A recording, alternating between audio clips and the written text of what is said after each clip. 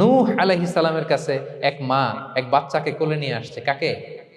বাচ্চাকে কোলে নিয়ে এসে নূহ আলাইহিস সালামকে বলে, ইয়া নবী আল্লাহ নূহ উদউ আল্লাহ আলা, আমার বাচ্চাটার জন্য একটু দোয়া করেন যাতে আল্লাহ তার হায়াত বাড়ায় দেয়।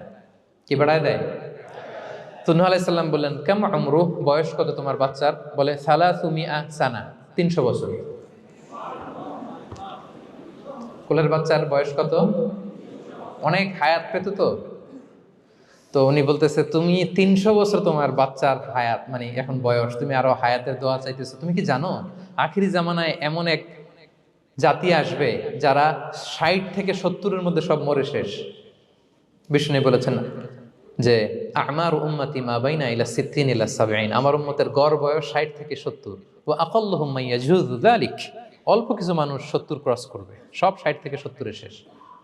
300 বছর তোমার ছেলের বয়স, তুমি লম্বা হায়াতের দোয়া করো, তুমি কি জানো শেষ জামানায় এরা 60-70-এর মধ্যে সব মরেই যাবে?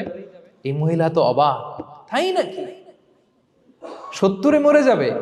এই কথা শুনে মহিলা বলতেছে, আইয়াবনুন আল বুয়ুত, আচ্ছা নবী আল্লাহ নূহ 70 বয়সে যেহেতু মরে যাবে, তারা কি আর দুনিয়াতে ঘর বাড়ি বানাবে?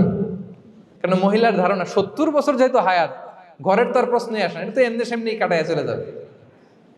আজকে যদি আইনা দেখাইতে পারতাম ওই বুড়িরে, আমি তো স্কাই ট্রি এর উপরে উঠছি তো, আপনাদের সর্বোচ্চ টাওয়ার, ওই বুড়িরে যদি ওইটার উপরে উঠাইয়া দেখাইতে পারতাম, দেখো বাড়ি কারে কয়।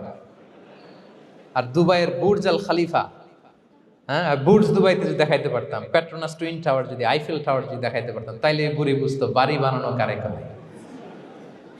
আল্লাহ।